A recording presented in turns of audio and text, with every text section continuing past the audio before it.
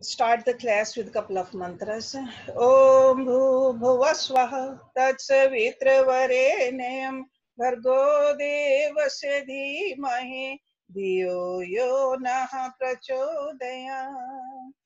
Om Sahna Vavatu Sahna Bhunaktu Saviryam Karvavahi Tejasvi Navadhitamastu Ma Vidvishavahi. Om Shanti Shanti Shanti Om. Today is our Ramayan day, and we are on page number 175, chapter number 9.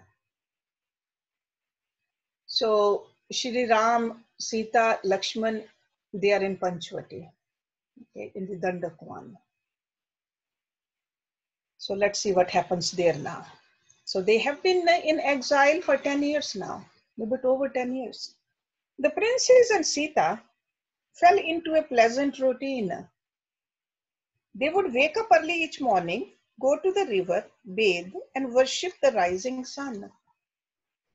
Ram and Sita would walk back hand in hand, while Lakshman followed with the water pot. They wandered through the surrounding forests, exploring them, enjoying them, or they basked in the sun all day long, living for the green moment. While deer laid their heads in Sita's lap and peacocks ate out of her hands.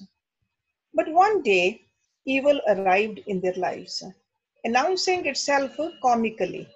Shurpanakha, the Rakshasi, arrived in Panchavati. She was the spoiled sister of the emperor of evil who lived on the distant island of Lanka, while his power spread from his throne like a great sickness through the world.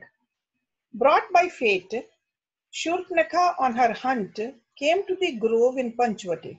She scented humans in the ashram. She saw Ram from behind a tree and she was smitten. She looked at him. She turned and looked again.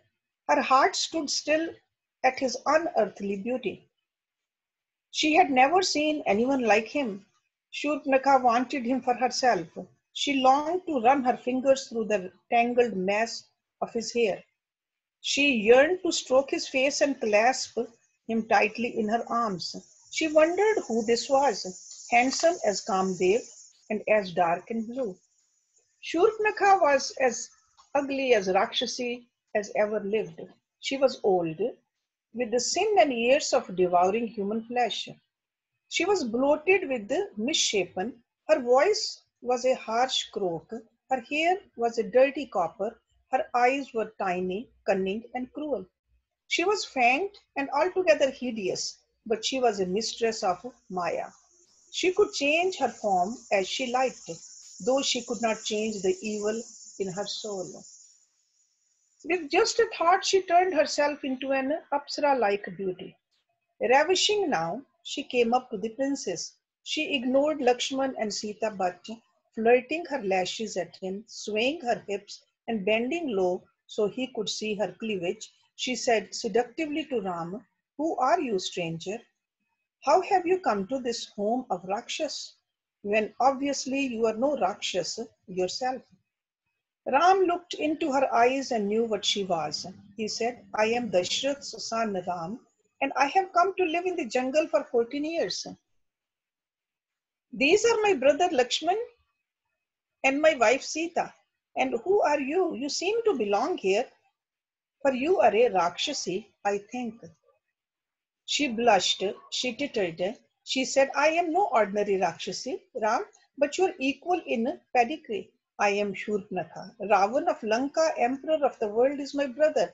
I live in Jansathan with my cousins Sukhar and Dushan. I have two more brothers who are in Lanka with Ravan. Kumbhakaran, who sleeps all year, and Vibhishan, who is so full of dharam that he is hardly a Rakshas." She smiled at him again, "But all that is beside the point, by my delectable prince. Fate brought me here, and the moment I saw you, I knew I must have you for my husband. You are the most handsome man I ever set eyes on. I have Maya, and I can be as beautiful as you want. I am powerful, Ram. I will look after you. We are meant for each other. What can this pale Sita do for you? She at best is fit to be my morning meal. And she laughed uproariously at her joke. Ram said, Exquisite Shurpnakha, I am a married man and I love this pale Sita of mine. I don't think a great princess like you could bear to be my second wife. But my brother Lakshman is alone. He is younger and fairer than I am. He will make the perfect husband for you. Marry him and you will have him all to yourself. Shurpnakha turned to Lakshman. She saw he was handsome and strong too. She saw the muscles rippling on his arms and his chest. She switched her attentions to him. Caressing the younger prince's face, the Rakshasi said, Lakshman, we shall be happy together in the Dandak one. Let us be married. Charming Kshatriya, you are so sweet. Let us be lovers. But Lakshman protested, I am only my brother's man. How will a princess like you be happy married to a mere servant? You should coax my brother a little more. Persuade him with your Maya, Shakti. Better that you be his second wife than my only one. Woo him, lovely Shurpnakha. He will leave his pale princess for you. Shurpnakha saw the wisdom of what Lakshman said. She turned back to Ram. You spurn me for this limp hag of yours. I will eat her and then we can be happy together. With a roar, she rushed at Sita. Just in time, Ram sprang up and caught her. Quick as thinking, Lakshman drew his sword and cut off his ears and her nose. So dark blood spouted from her. Screaming in shock, a demoness again, Shurpnakha fled into the forest. The brothers dissolved in mirth, but Sita trembled. Though she said nothing of it, she had a powerful premonition of evil as if already upon a distant throne. She sensed a malevolent emperor, a terrible being who turned his baleful gaze on them across vast spaces. Howling like a storm, Shurpnakha fled through the Dandak one. Birds and beasts scattered at her passage. Clutching her face, she went, roaring and shrieking, while blood gushed through her claws and splashed onto her thick feet. Through the dim jungle she flew, all the way to Janasthan, the city of Rakshas. She fell in a heap before her cousin Khar, demon king of the forest. When he saw what had happened to her, Khar roared louder than she did. Like some great serpent, he hissed, Who has done this to you? Who courts his death so fondly? Who has tied a noose around his own neck? I will drink his blood today, and vultures and kites shall have his carcass to feed on. Tell me, Shurpnakha, which Dev or Daitya has been such a fool? Shurpnakha sobbed inconsolably for a while. Servants washed her wounds and stopped the flow of blood with poultices of her herbs and leaves. Then her green eyes flashing, she said, Haven't you heard of the three strangers who live in Panchavati? Her face grew dreamy. Two are princes, handsome as if all the nobility of Kshatriya kind has been gathered just in them. Their limbs are strong and graceful. Their eyes are long as lotus petals. Their skins are bronzed as if they have lived in the open for many years. They wear Valkal and Jata like rishis, but say they are sons of Dashrath of Ayodhya. O Khar, they are as enchanting as Gandharvas.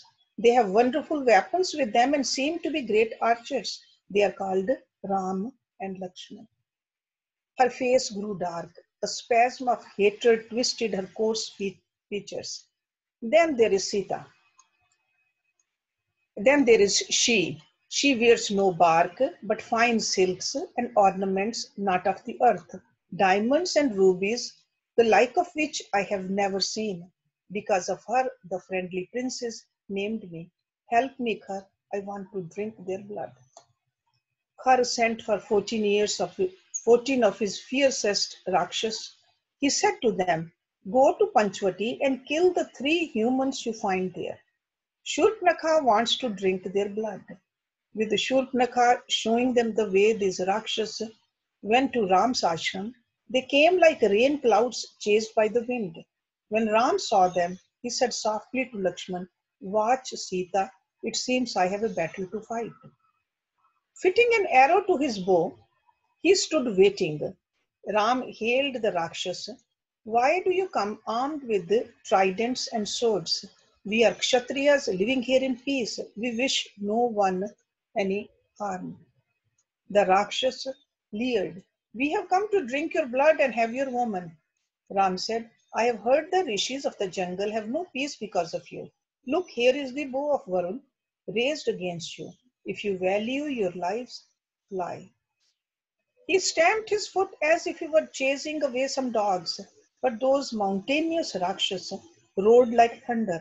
They rushed at the prince, casting their trishuls at him. He was so quick, none of them saw Ram's hands move, but they saw his arrows smash their tridents in shards. Next moment, they themselves lay dead, their bodies turning to ashes with the heat of the serpentine Narachas with which he had shot them. For a bowman like Ram, this was child's play. Shurpanakha stood open mouthed at his archery. He smiled at her and playfully raised his bow again. With a shriek, she fled back to Khar. She said nothing to him at first, only sobbed incoherently. Her abominable cousin growled. "Now what is it, Shurpanakha? I sent my men to avenge you. What else do you want?" Shurpanakha managed. "There is a new pool in Panchavati of your Rakshas blood." She shivered. "I did not see Ram bend his bow or hear our men scream. One instant they rushed at him, the next they lay dead with his arrows buried in them to their feathers." Khar stared at her disbelievingly. Shurpanakha hissed, "If Ravan or Kumbhakaran had been here, they would not let this pass. Are you afraid? You disgrace to your family. Khar, you are not fit to rule." Terrified of two humans, how Ravan would laugh if he heard this. Khar's roar shook the jungle. "Don't taunt me, woman. Who says I'm afraid? I only waited for my rage to break its shores like the sea in a storm. Come, show me these human worms, that I can send them to their ancestors in the sky." Shurpanakha fawned on him, taking back what she had said to provoke him, praising his valor now. Her summoned his brother Dushan, who was also his general. "Let 1,000 men march for each one this Ram killed. Fetch my chariot. We leave at once." Ravan's cousin Khar was a splendid Rakshas. His golden chariot drew up, laden with an array of deadly weapons. His army of demons, short and tall, handsome and ugly, some straight and some twisted, flowed around their king like a weird sea. They cried out in fell voices, stamped their feet, and waved their swords and spears, bows and tridents in the air. Khar of the Rakshasa came forth from Janasthan with his formidable legion seething around him, a tide of darkness. But evil omens beset his going. A scarlet cloud appeared above them, and a ghastly drizzle of blood fell on the demon force. The leading horse of the complement that drew Khar's chariot stumbled and broke its leg. When the anxious Rakshas looked into the sky, they saw the sun had a rim of darkness around it. A vulture flapped out of nowhere and perched on the flag above Khar's wooden castle. His men began to whisper among themselves, but Khar stood up, tall and fierce in his chariot, and roared, "I am not moved by these vagaries of nature. Only the weak pay them any heed. I am Khar of the Rakshas, master race of the world. My men are the greatest warriors on earth, and we will take death to the arrogant Kshatriyas. Indra and his devas dare not face us. What then of these human princes? Come, let me hear you roar when we march into battle." The emboldened Rakshas roared Khar's name. What indeed could two humans do against the fighting demons of Janasthan? The celestial rishis, the devas, Gandharvas, Siddhs, and Charans, all the immortal ones gathered in the sky above Panchavati to watch the battle between Ram and the Legion of Night. They said among themselves, Narayan has incarnated himself to rid the earth of Rakshas. There will be great bloodshed today. It is his first battle against evil on such a scale. Lakshman is with him. Ram is the sleeper on the waters. What can a band of jungle Rakshas do against him? You forget Khar is Pulasteya's grandson. Pulasteya was one of the original Saptarishi, the seven sages Brahma created in the beginning from his mind. Ram was not born to be killed by the likes of Khar. One day he will stand against Ravan of Lanka, and then Dharam and Adharam will be tested against each other on earth. Khar drew near Panchavati. At the heart of his force, 12 ferocious demons ringed him around in their chariots. Enormous Mahakapal, Shuthulksha, Pramathi, and Trishrish rode behind the legions, and Dushan rode at its head. Like a horde of malefic planets came the Rakshas army as if to harry the sun and the moon. Ram saw the omens of the sky, the birds that flew in alarm before Kar. He saw the ring around the sun and the crimson cloud above. Varun's bow hummed impatiently in his hands. Ram cried to Lakshman, my right hand throbs, my arrows are smoking in their quiver. I feel as I did when Parshuram stood before me. But we must be careful, Lakshman, and today I must deprive you of the pleasure of battle. Take Sita up to the cave on the hillside. We must be on our guard against Shurpanakha. Ram watched them leave. He strapped on his armor light as the breeze. As he strung his bow, the power of that weapon surged through him. His astras hot in their quiver, Ram stood like Shiva before he raised Daksha's yajna. Khar arrived in Panchavati. He halted his legion, and with a horrible roar, the Rakshasa attacked. Like rays of the sun, the demons' arrows, tridents, and javelins covered the sky. They fell on Ram like lightning. The prince was struck but never wounded because his thin kavach was magical. Then he replied, his arms were a blur, so even the devas and rishis above could not see them. Like mortal thoughts, his arrows flared at the Rakshas and they fell in swarms, hardly knowing how they died. Ram strung his bow with astras. Nalik, Narach, and Vikrani blazed star fire at the shocked demons. They could not bear the fear those missiles threw and fled back to Khar, some of them screaming, others whimpering like children. Astounded by Ram's valor, Khar rallied his people and advanced himself. Collecting their scattered courage, teaming around their king, the Rakshas charged Ram again. But quick as wishes, he drew a Gandharva astra from his quiver and chanting its mantra, shot it at the demon army. The Rakshas saw a blinding fireball flare at them through the sky. The unearthly weapon broke, whistling among them. The astra separated into 1,000 arrows of fire and light. Ram's shafts filled the quarters. They turned into serpents with the heads of flames, fell on the howling demons, one shaft for each Rakshas. And not an arrow, but it took a life, consuming the fiend it struck, making ashes of him. Sudden desolation overtook Khar's army. Then Dushan plunged out of the ranks like streak lightning in his black chariot. His fangs were bared.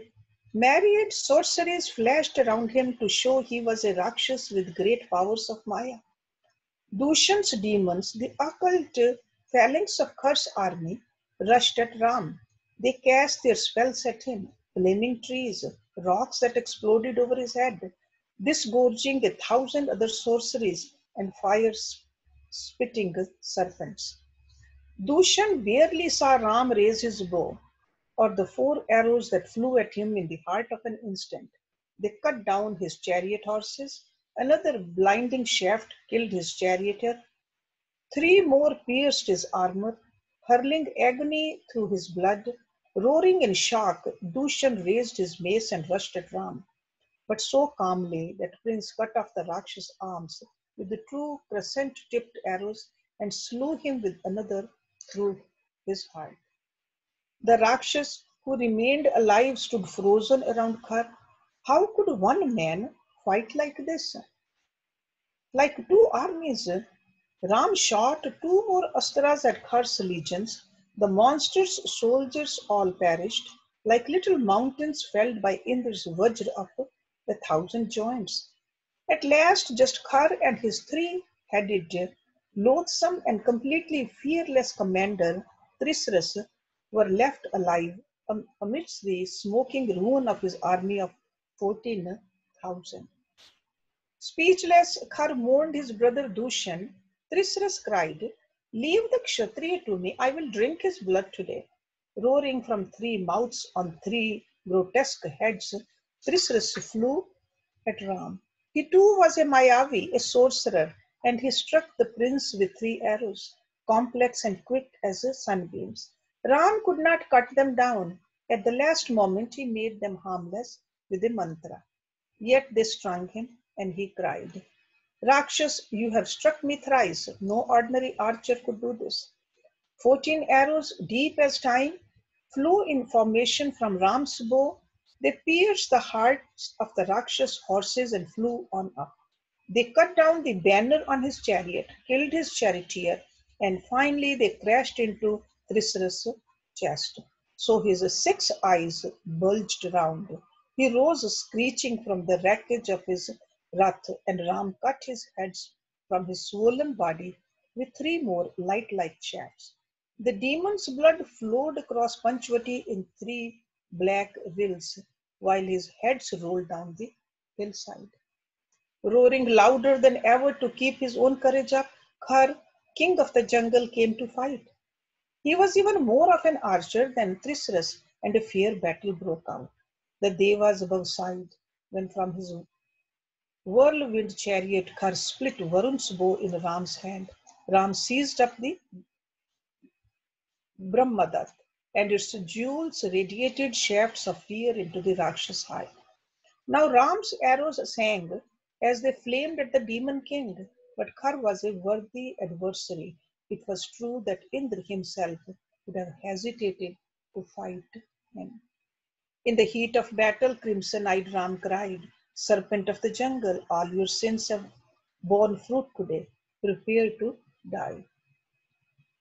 But Khar roared back, "You crow because you killed a handful of common soldiers, but I am a Khar, your death, and this mace in my hand will send you to Yam. Bid farewell to your life. Princeling, I mean to drink your blood before the sun sets, only then will I sleep in peace tonight."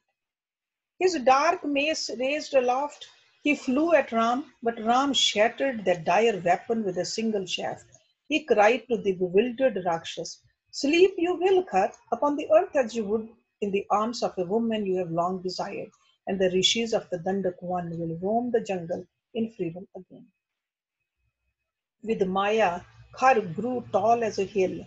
He pulled up a shal tree by its roots and flung it at Ram. But the prince dodged it nimbly and struck the Rakshas with 20 sizzling arrows. So he screamed and tore them out of his flesh like poison thorns. Ram stepped back, but the demon ran at him again with his bare hands.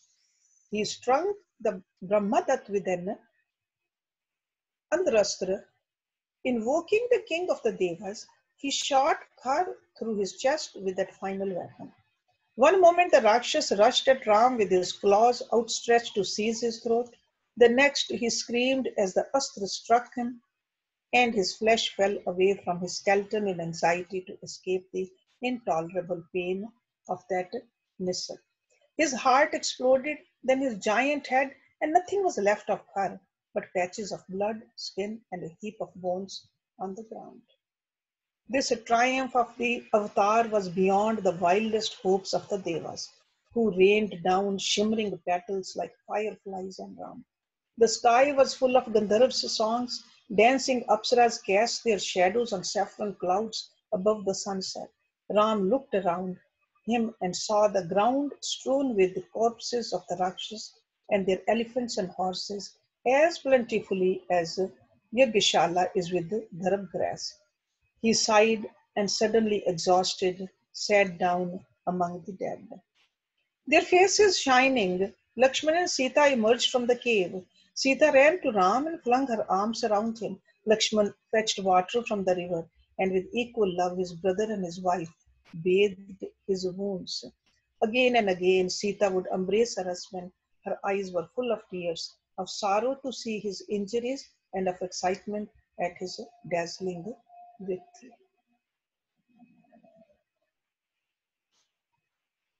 Any question?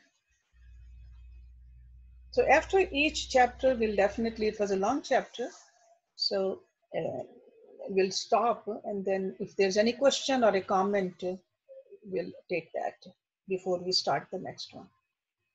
Okay. But you can see that how fierce that fight was. First, just with the 14 people, 14 Rakshas, then 14,000 Rakshas. And Kar and Dushan and all those is the great leaders also, the others, full of Maya.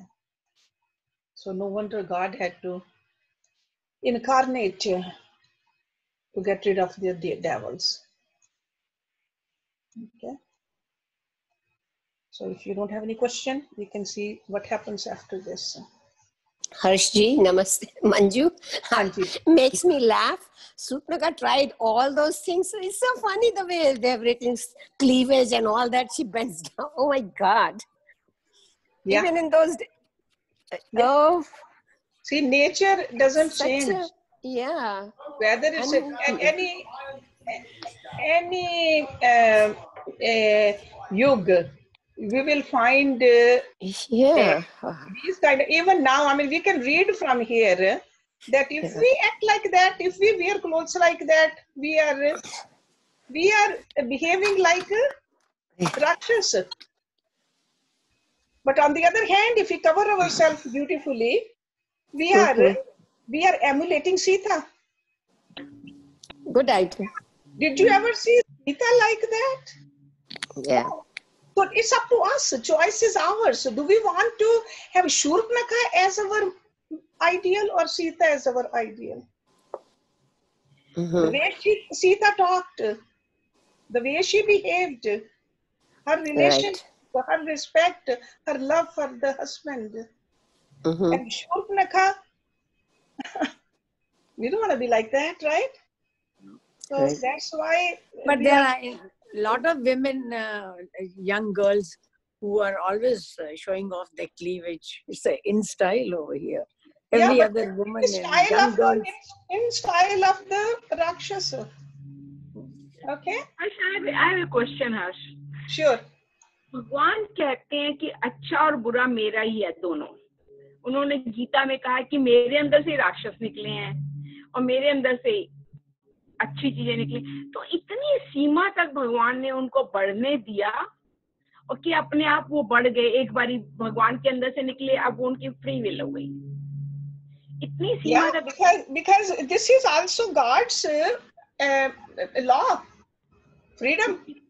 कि कितने भी बढ़ जाओ आप, तो मेरे अंदर से निकल गए बुरे लोग भी, मतलब बुरे भी तो.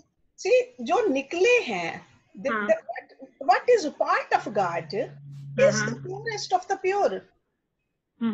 It's the layer of the Maya which becomes dark. तो माया भी तो भगवान की अपनी है ना. अपनी है, but it's a lower nature. Lower nature. God said there's a Prakriti is my lower nature.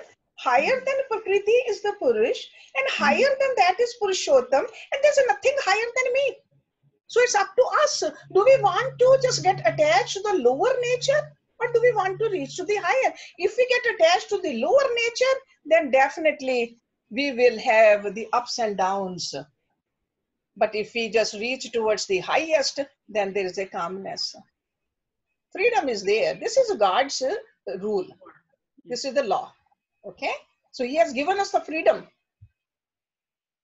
Freedom to play as we wish, but consequences are there. We cannot say that I'm going to just act like a Rakshas and the fruit should be like a Devta. No, it won't be. The fruit will be what we deserve. Okay? Don't we always say that we get what we deserve, not what we desire? What we deserve. Yes, Jyoti. Shilpa has a question. Shilpa. Oh, Shilpa has a question. Okay, Shilpa. What is Narachas?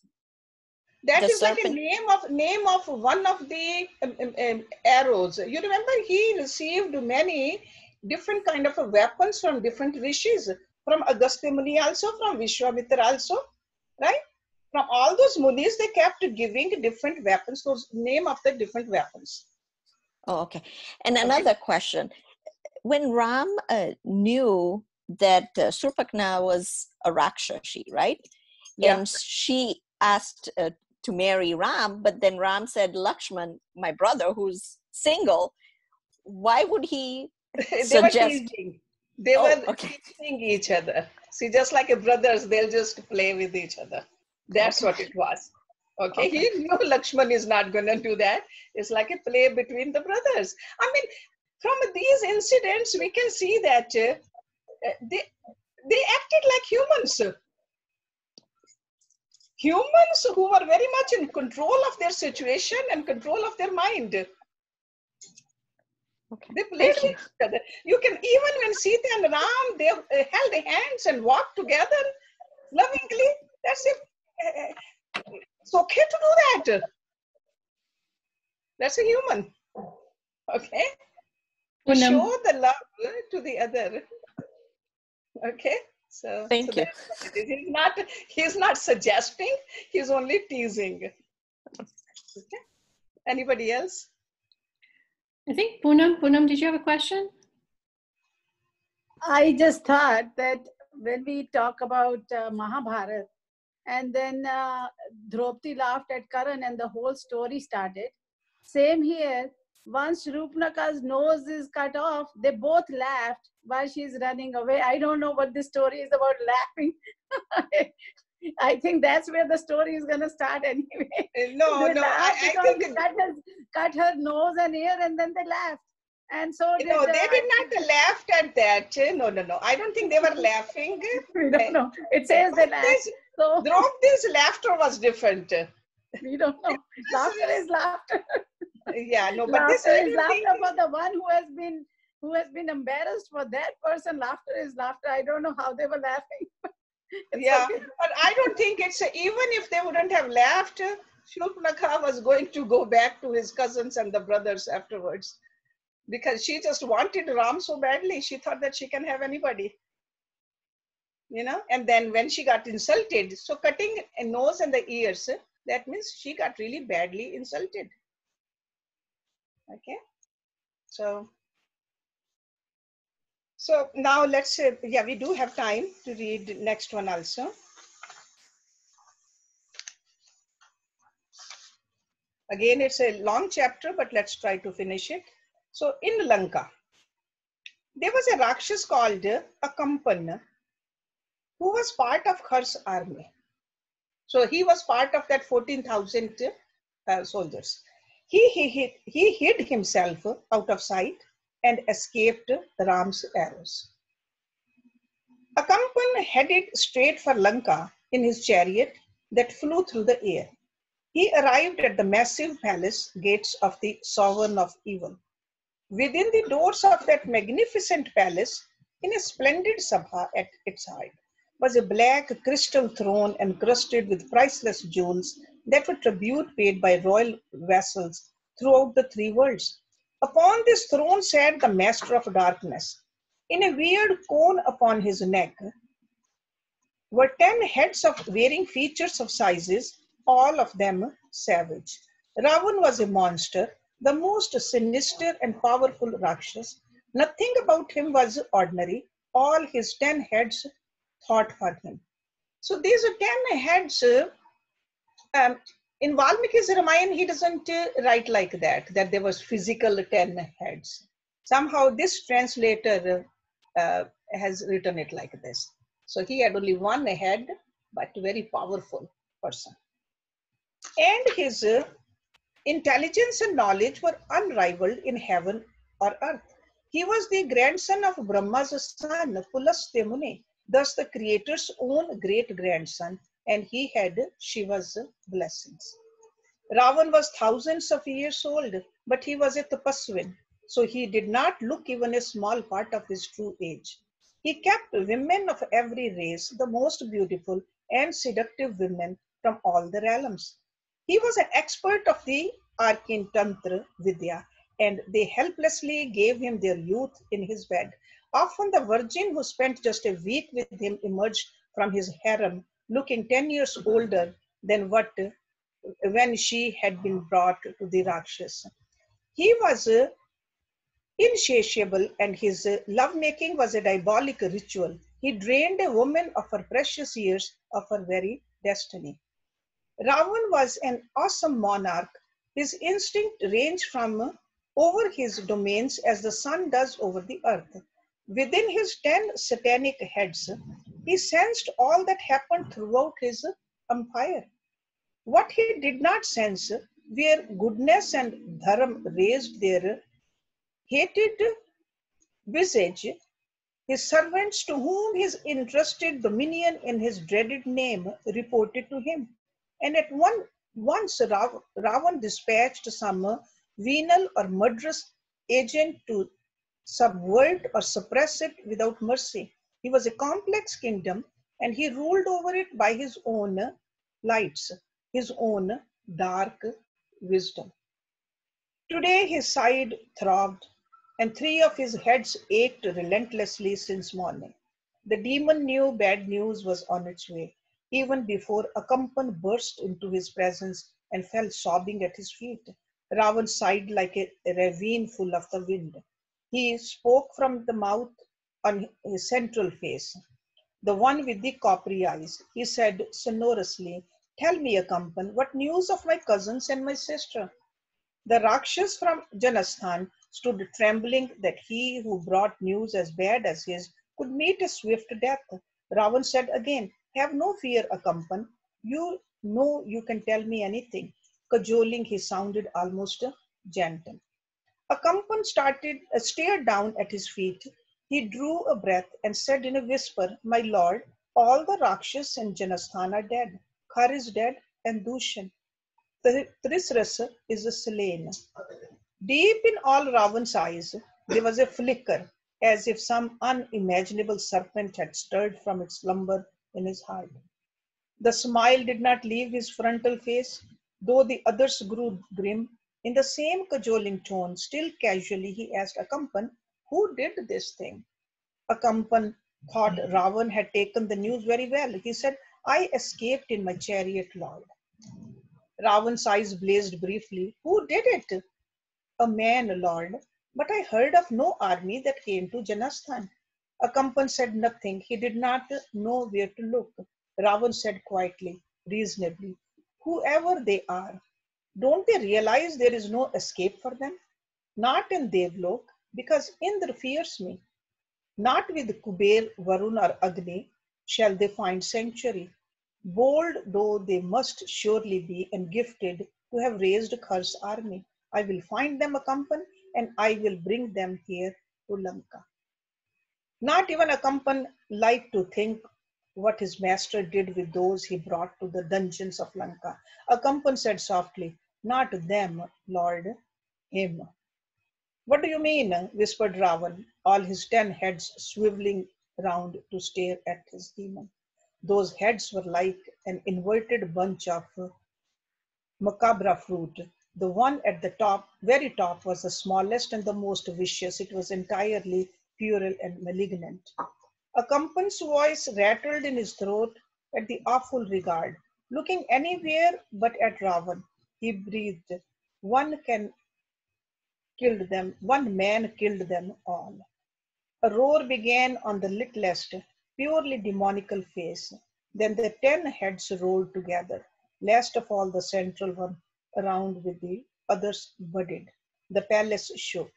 The king's guards came running to his door, though none dared enter. Akampan thought his end had come.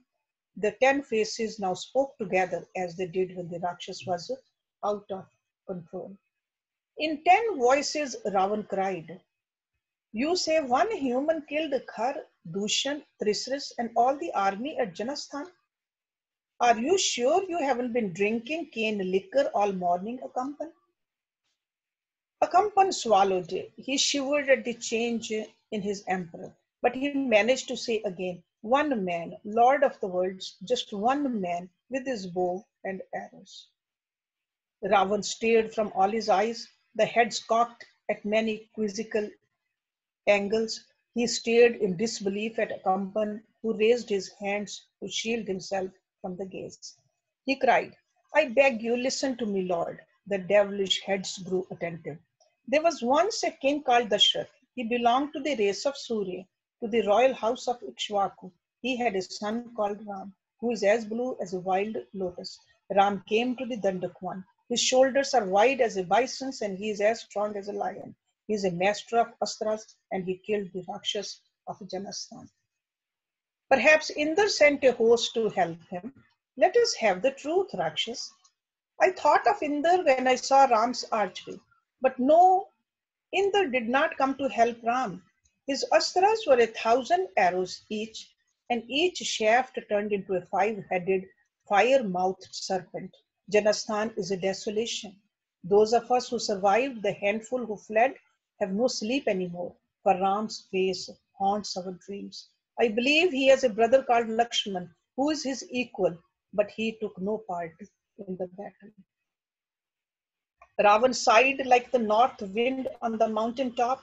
His lips curled, fangs flashed at the corners of his mouth. He rose and crossed to his bay window, which looked out over the turquoise sea. He said softly, "I will go to Janasthan myself to kill these brothers." "Oh no, before you do anything in haste, listen to what I have heard about this Ram. He can hold up a river with his arrows. They say if he wants, he can extinguish the sun and the stars with his astras. He can raise the earth out of the sea if it is submerged or plunged it into the deeps of breaking the bounds of the world. All the rishis say that he is Vishnu come as a man. He shone like a god when he stood facing our army. He was a blue sun and he killed 14,000 Rakshas as they were small children before him. Akampan had been thinking feverishly on his way to Lanka to save his skin as the bearer of the news he brought. Ravan was about to speak, but he saw the light of an idea in his Rakshas eyes. "Finish what you were saying, Akampan." "It would be foolish, my lord, to engage Ram in a duel, for you could not be certain of the outcome. But there is another way." He paused and saw he had his master's interest. "Ram has a wife called Sita, who followed him into the forest. She is exquisite. He loves her more than his own life, and she him. They are like pran to each other." Ravan's topmost head hissed. "So what?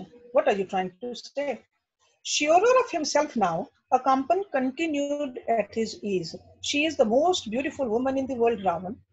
The Apsaras of Devlok cannot compare with her. Her face is perfect, her body is a vision." "Say what you have to quickly, fool," said the monster of Lanka. Akampan blurted, "If you were to abduct Sita and bring her here secretly, Ram would die pining for her." The 9 heads mulled over this, whispering sibilantly among themselves. Then in surreal chorus they grinned horribly, and all together they bobbed up and down, endorsing Akampan's idea, delighted with it. Ravan's main face smiled, showing 4 rows of fangs. "I like your plan. Tomorrow at sunrise, I will fly to the Dandakwan myself to bring Sita back to Lanka." Akampan bowed deeply and left the presence without turning his back on his emperor. Ravan stood at his window for a long time, staring across sullen green waves. Then he turned back to his duties and pleasures of the day and to his endless study.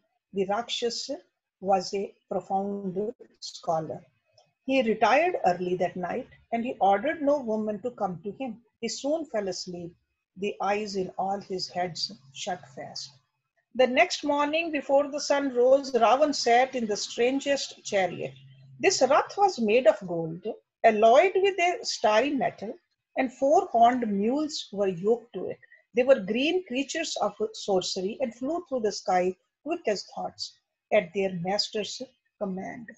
When Ravan was ready, his chariot rose into the air. It hovered there, swathed in eerie luster, as the sun crept up behind the palace.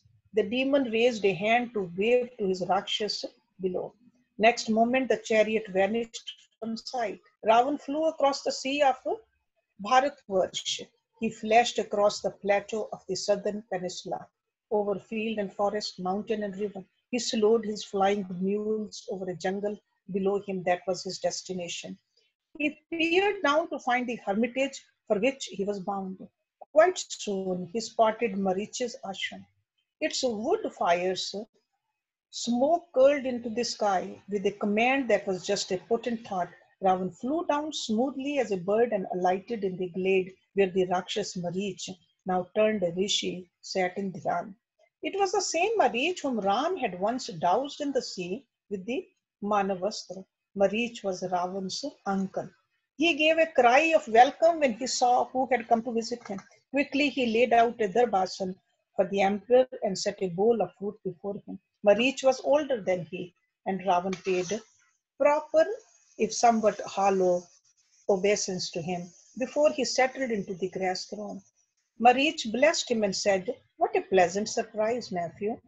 Something important must bring you to my ashram. Tell me, what has happened?" Ravan looked away from Marich. He gazed at his humble hut. He gazed at the tree under which it was built, on which the wildflower garlands of worship hung. He took his time to begin and then said, "Uncle, did you know that all my Rakshas in Janasthan have been killed? Kharadushan and all the rest. The entire army has been razed." He drew a talon eloquently across his throat in a day. Marich's eyes grew round. How? When Khar led the army, how? Studying his dark, brutal hands, Ravan said quietly, "One man killed them all." He paused. Then, rolling the words on his tongue as if to see if they would conjure any magic, he said slowly, "Akshatriya Aram." Marich drew a sharp breath. His hair stood on end. He held up his hands and cried, "Don't say that name."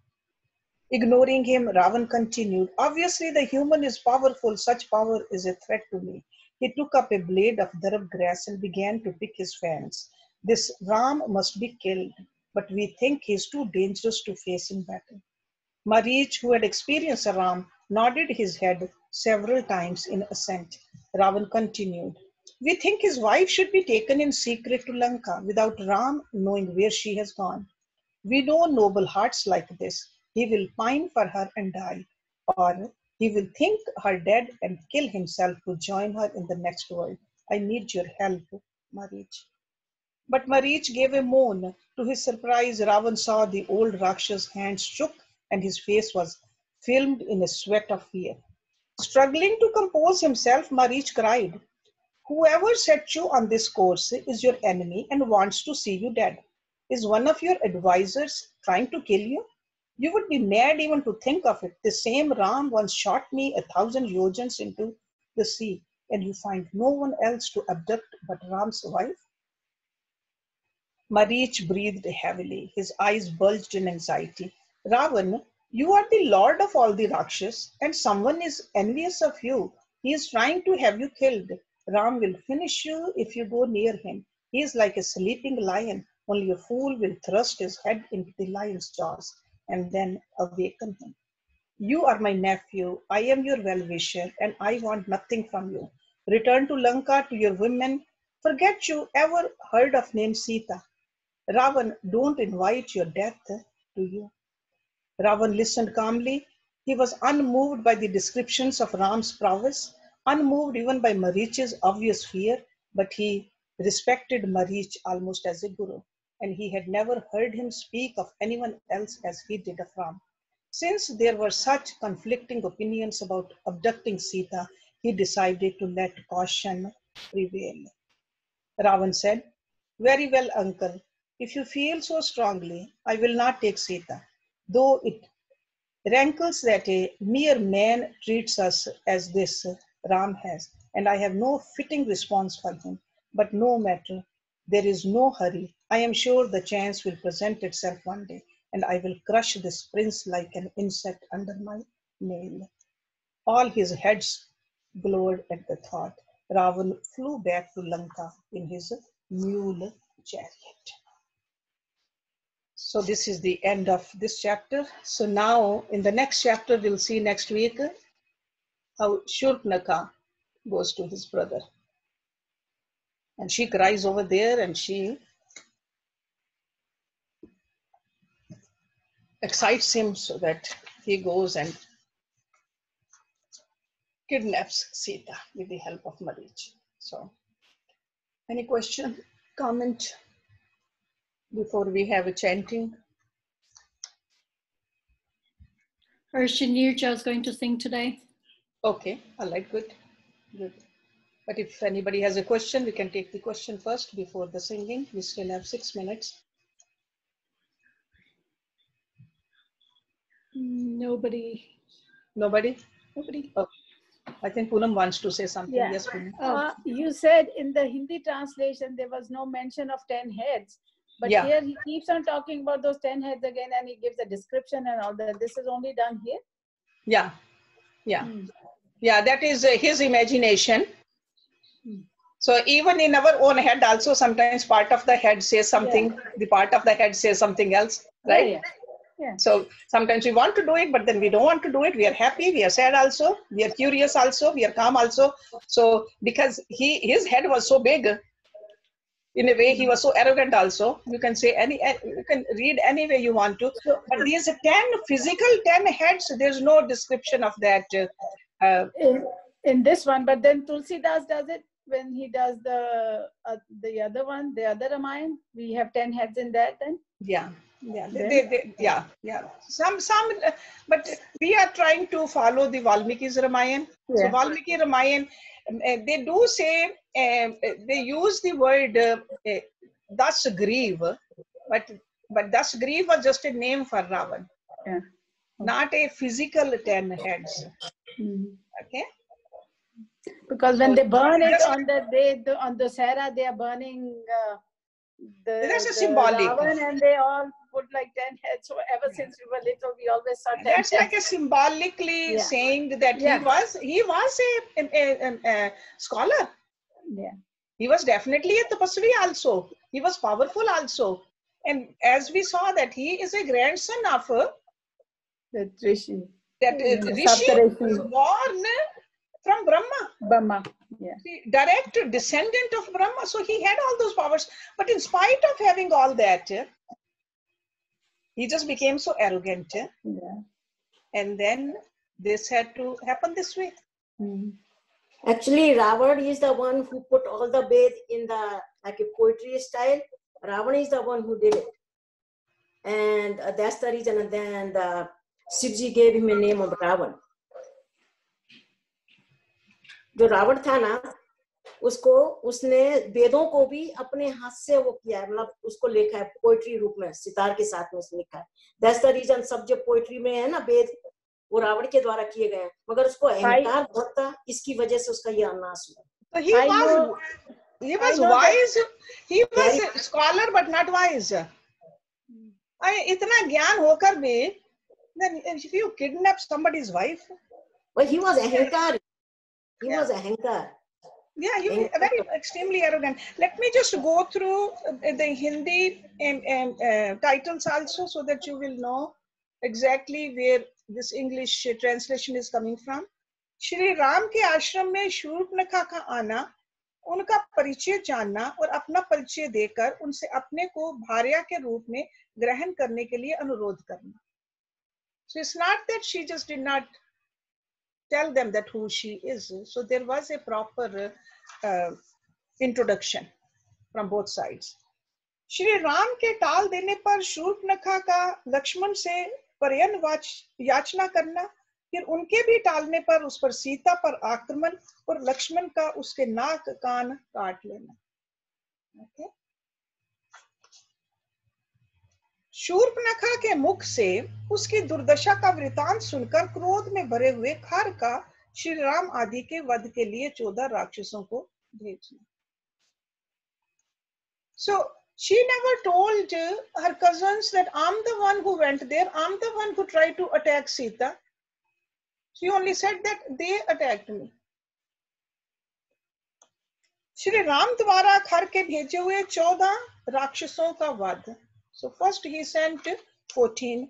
Then Shurpanakha का खर के पास आकर उन राक्षसों के वध का समाचार बताना और राम का भय दिखाकर उसे युद्ध के लिए उत्तेजित करना।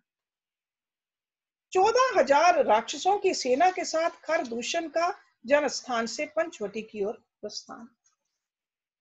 So Janasthan is the name of that place, okay, and that was occupied by the Rakshas. भयंकर उत्पातों को देखकर भी खर का उनकी परवाह नहीं करना तथा राक्षस सेना का श्री राम के आश्रम के समीप पहुंचना। So भयंकर उत्पात means all those bad omens which were coming from the nature, but still he just disregarded those and he said, I'm going to go kill Ram. Shri Ram का कालिक शकुनों द्वारा राक्षसों के विनाश और अपनी विजय की संभावना करके सीता सहित लक्ष्मण को पर्वत की गुफा में भेजना और युद्ध के लिए उद्यत होना। राक्षसों का श्री राम पर आक्रमण और श्री रामचंद्र जी के द्वारा राक्षसों का संहार। श्री राम के द्वारा दूषण सहित 14 सहस्र राक्षसों का वध। त्रिशरा का वध। खर के साथ श्री राम का घोर युद्ध। So this is a pretty prominent part of this Ramayan, this Khar and Dushan and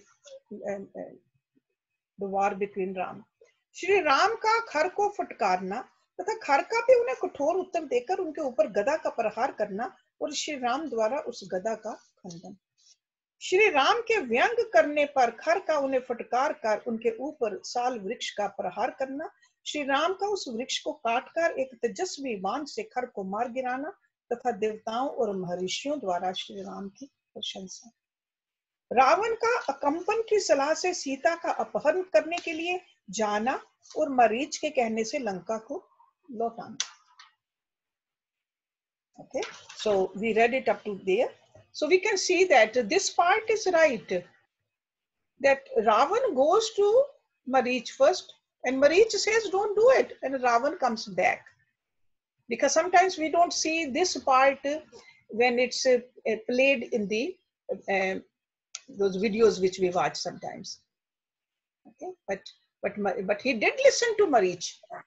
But then Shurpanakha is going to go, and then she's going to cry at his shoulders. Ashji, yes. Everywhere they have used this 14 years and 14 army and 14. Is there any significance of this number 14 for any reason? I have never read the significance, no. No, yeah. So there must be, I mean. Maybe it was a popular number. Popular number and it was supposed to be like that, yeah. But now we'll see next week, Shurpanakha ka Lanka mein Ravan ke paas jana. So sometimes she just stayed there. And then after that, she said, okay, all right, now I'm ready to go to my brother and excite him. So, I mean, look at the big part played by women in the entire Ramayan. Manthara, Kakai, Shurpanakha, Sita, Mandodari. They're all very powerful women, right? Women do have powers. That's why I always tell you, the people who come to me for marriage, before I do the marriage, I always counsel them. I tell them that we women are very powerful. We can create a heaven or a hell. It's up to us. So if you want to create a heaven, use this power positively. All right, let's just have a... Raj, I have one quick question. Sure, Raj. This is the same author Ramesh Menon, we've had issues before about the authenticity. Like this time, he's talking so much about the 10 physical heads. I know. And before he did that with them, I think, bringing some meat or killed. Yeah, the translation of that, yeah, he said that they sacrificed the meat for their, when they built the kutia and before entering of the kutia, they did that. Yeah, that's right. That was wrong too. So that's why I always go back to this Valmiki's Ramayan and tell you the part, most of the part he's okay. But some places, yes, he has. So once we are done completely, then maybe I'll send him a little letter or an email. Because I'm curious how he's getting his information. Yeah, exactly. Let's go through the whole book and then maybe we'll I'm keeping notes of that. Okay. Yes. Thank you. Yes. Okay, I think today Niru wants to sing. So Niru, and anybody else who wants to sing in the evening, we do have a Janmashtami program, 8 to 9. So please let Manny know so that he can just have the proper sequence and we'll just sing Christian bhajans tonight. Okay. But right now, Niru, please. Namaskar, Hersh. Namaskar, Niru. Yeah. I'm not a singer, so I'm just trying. So I it's just okay. love. You are a Bhagat. Bhagat, that's all we want to listen from a Bhagat's heart. Yeah. Okay.